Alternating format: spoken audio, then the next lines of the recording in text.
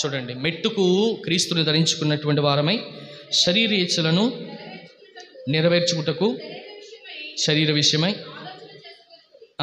ఆలోచన చేసుకొనకూడదు. చూడండి, ఉదాహరణకు మన శరీర కోరికలు నెరవేర్చుకోవాలని, నేను మంచిగా పట్టు చీర కట్టుకోవాలని, లేకపోతే నగలు వేసుకోవాలని, ఇది కొనాలని, అది కొనాలని, మీ శరీరానికి సంబంధించినటువంటి దాని కొరకు మీరు ఆలోచించకుండా మీరు మొట్టమొదటిగా దేన్ని సాధించాలి, దేన్ని మీరు సమకూర్చుకోవాలంటే అంటున్నాడు, మీరు క్రీస్తును మాత్రమే, ప్రభువైన యేసును మీరు ఏం చేయాలో తెలుసా, ధరించుకోవాలి అంటున్నాడు. ఇంతవరకు సైనికుడు అన్నీ ధరించుకున్నాడు, చివరిగా సైనికుడు దేన్ని ధరించుకున్నాడు తెలుసా, యుద్ధానికి వెళ్తున్నాను నాయనా, నాకు నువ్వు కూడా తోడుగా రా అని ధరించుకున్నాడు. అలా ధరిస్తారో వారి జీవితాలు ధన్యమవుతాయి. ప్రియదేవుని బిడ్డలారా, యేసుని ధరించుకోలేకుండా ఉంటే మనకి ఏది కూడా జరగదు. ఇందాక మీకు జ్ఞాపకం చేస్తాను. ఆ విషయం ఏంటనంటే, మనం బంగారం ధరించుకున్నంత మాత్రాన, వజ్రాలు, వైడూర్యాలు, కెంపులు, సెంపులు ఇవన్నీ ధరించుకున్నంత మాత్రాన, ఏమంటే ఒకవేళ డిగ్రీలు పట్టుకున్నంత మాత్రాన, నువ్వు ఒకవేళ గ్రాడ్యుయేట్ అయినంత మాత్రాన, లేకపోతే ధనం ఉన్నంత మాత్రాన, డబ్బు ఉన్నంత మాత్రాన, ఏది ధరించుకున్నా ఏమంటే ఆయన ధరించుకోలేకపోతే అంతా కూడా శూన్యం. ఆయన ధరించుకో. అందుకనే భక్తుడు అన్నాడు కదా, కొలస్సీయులకు రాసిన పత్రికలో 3:12 అన్నాడు, మీరు జాలి కలిగినటువంటి మనస్సును, దయాలత్వమును, వినయమును, సాత్వికమును, దీర్ఘశాంతమును మీరు ఏం చేయాలి తెలుసా, మొట్టమొదటిగా ధరించుకోవాలి. రెండవదిగా మీరందరూ కూడా పరిపూర్ణతకు అనుబంధమైనటువంటి ప్రేమను ధరించుకోవాలి. మూడవదిగా అంటున్నాడు, దేవుని ప్రేమను ఆత్మ ఖడ్గము చేత చెప్పాలి, ధరించుకోవాలి. నాలుగవదిగా అంటున్నాడు, దేవుడిచ్చు సర్వాంగ కవచమును మనం ధరించుకోవాలి. ఐదవదిగా నవీన స్వభావాన్ని ధరించుకోవాలి, నూతనంగా మనము మార్పు చెందే వారంగా ఉండాలి. ఆరోదిగా తేజో సంబంధమైనటువంటి యుద్ధోపకరణాలను మనం ఏం చేసి తెలుసా, ధరించుకోవాలి. ఇకపోతే రక్షణ, నిరీక్షణ అనేటువంటి ఏమంటే చిరస్థానమును మనం ధరించుకునేటువంటి వారంగా ఉండాలి.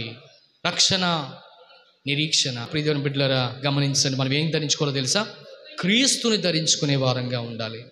ఎందుకు తెలుసా, ఈ అన్ని లక్షణాలు ఆయనలో ఉన్నాయంట. అందుకనే ఆయన ధరించుకుంటే ఇవన్నీ కూడా మనం ధరించుకున్నట్లే.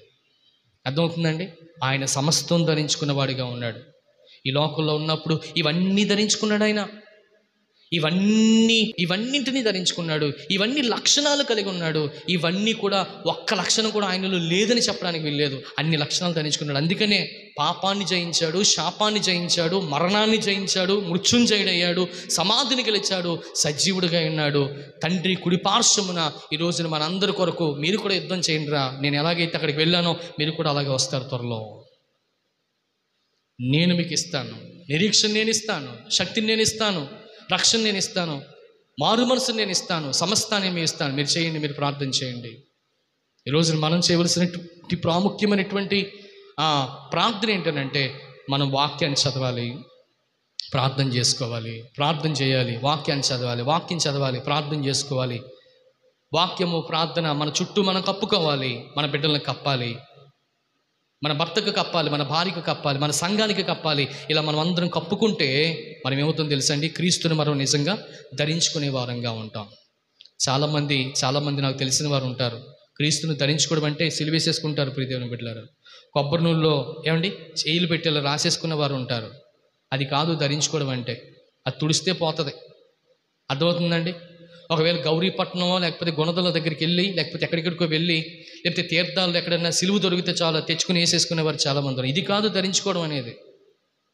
అర్థమవుతుందండి? బాగా వినాలి. నిజమైనటువంటి సిలువను ధరించుకునే వారంగా ఉండాలి. ఇది అందరూ చేసేటువంటి సిలువ, అందరూ తయారు చేసేటువంటి సిలువ, అమ్ముకోవడానికి చేసుకునేటువంటి సిలువలు అన్నీ కూడా. ఆ సిలువలోనే దేవుడు ఉన్నాడేమో అని అనుకోవడం శుద్ధ వేస్ట్. అదంతా కూడా సిలువను ఆరాధించడం అనేటువంటిది విగ్రహారాధన. ప్రియదేవుని బిడ్డలారా, సిలువను ఆరాధించమని దేవుడు చెప్పలేదు. సిలువ మీద చనిపోయి తిరిగి లేచి నీ కొరకు విజ్ఞాపన చేస్తున్నటువంటి ప్రభువును ఆరాధించు. ఆరాధించిన వాడు జయిస్తాడు. ఆరాధించిన వాడు ఆయనను ధరిస్తాడు. ఆరాధించిన వాడు ఆయన అనుభవిస్తాడు. ఆరాధించిన వాడు యుద్ధంలో నిలబడతాడు. ఆరాధించిన వాడు ఏమండి సజీవుడిగా ఉంటాడు. ఆయన ఆరాధించేటువంటి వాడు ఆత్మ చేత, సత్యం చేత ఆయనలాగే పోరాడతాడు. సమస్తాన్ని ఆయన గెలుస్తాడు. అందుకని లోకంలో శ్రమ కలిగింది, మీకు కూడా శ్రమ కలుగుతుంది. అయినప్పటికీ మీరు ఆ శ్రమను ఆపొద్దు, మీరు వెళ్ళి పోరాడండి అని చెప్పాడు ఆయన. కనుక మనం అలా పోరాడదాం. పోరాడేటువంటి గొప్ప శక్తిని సామర్థ్యాన్ని ప్రభు మనందరికీ ఇచ్చి ఆయనను ధరించుకునేటువంటి కృప, ఆయనను ప్రేమించేటువంటి ఆ దైవత్వాన్ని ప్రభు మనందరికీ అనుగ్రహించి ముందుకు నడిపించునుగాక.